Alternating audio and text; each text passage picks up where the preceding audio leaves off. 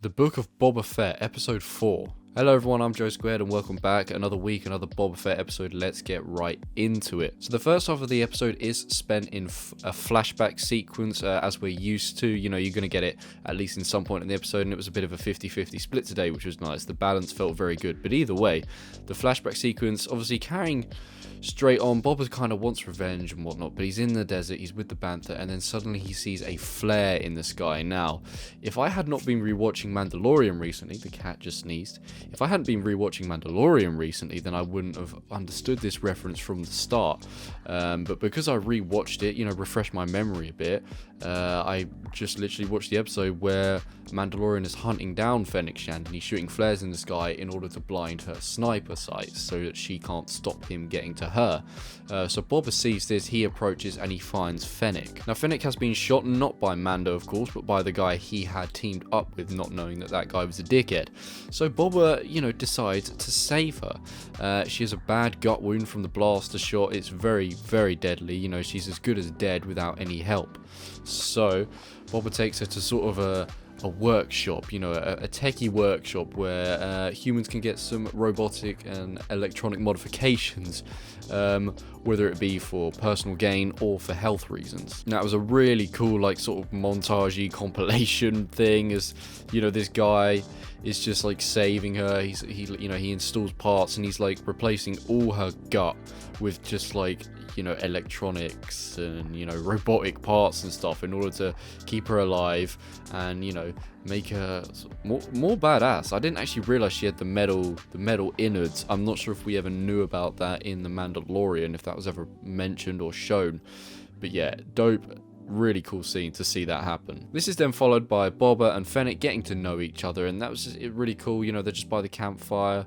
She's heard of him when he mentions that his name is Boba Fett. She's a bit like, oh, Boba Fett, really? She thinks that he was dead, because of the whole Sarlacc incident, and, it's cool as they get to know each other and, what their sort of goals are, where they're trying to end up, and then they sort of form that partnership from then onwards throughout the rest of the flashback sequence. And Boba says she can be free as a bird if she helps him steal back his ship, steal back the Slave One, which, were very exciting. Always exciting to see.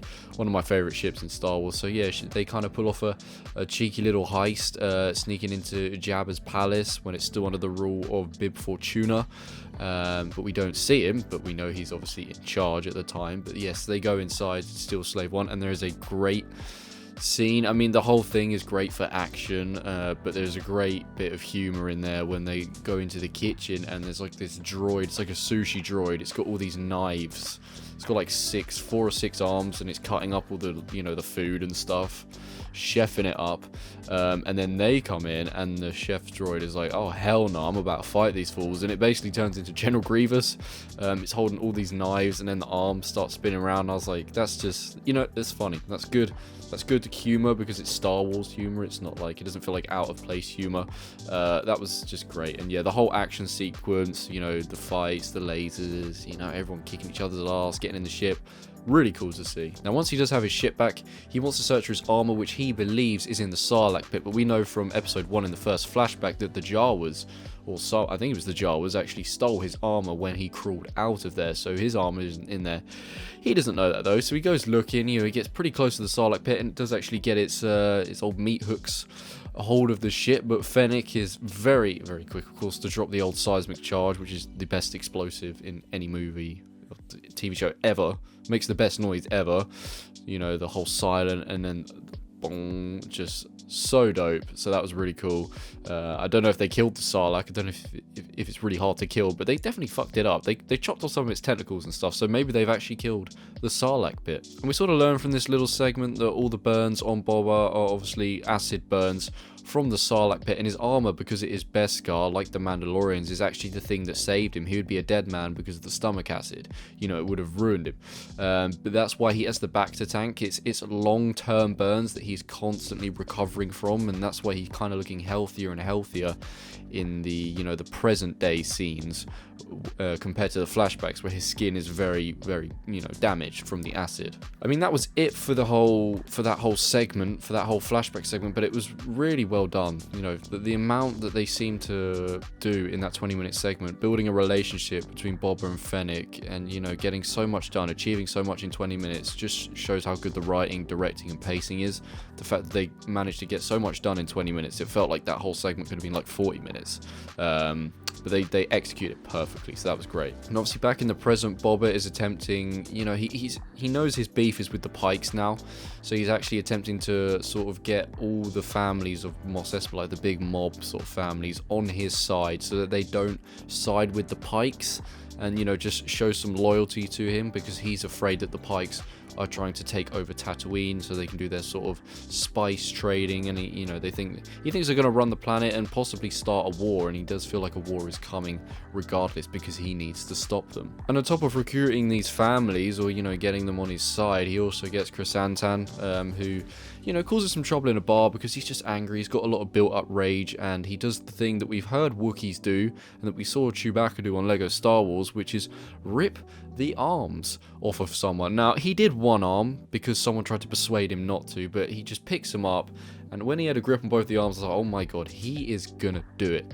And then he ripped one off, and you just think, wow, you can't. I felt bad for the lizard people that got fucked up by him, I really did, but it was also so cool to like see a Wookiee properly lose his shit, because we've seen Chewbacca get angry, but not that level of angry. So this was incredible, and now he's part of the Boba gang, which is dope. He's making a nice little crew here. But this still isn't enough for Boba. He feels like he needs some more muscle, and Fennec says to him, well, if you've got the right money, if you've got the right credits, you can hire anyone. And surely this is no coincidence, but when she says you can hire someone, you can hire anyone, you know, you can get someone, whatever it was, the way she phrased it, they play some of the music from the Mandalorian TV show. Now, they haven't played a single bit of it in this show so far.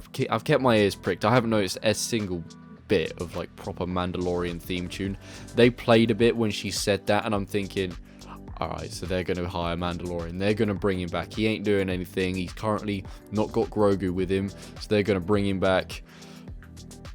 I feel like it's going to happen. Otherwise, that's just a massive tease, but why would they play his music for the first time in this TV series if it's not actually a thing that he's going to come back? And maybe they're going to integrate it where he comes back in the final episode, and then that's going to set up the Mandalorian Season 3.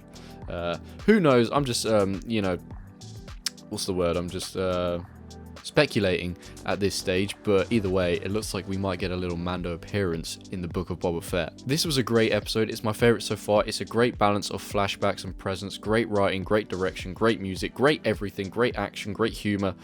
Loved it, loved it, loved it. This episode 4, has to get a 9.5 out of 10. It was pretty much perfect. I loved it. I thought it was a great episode.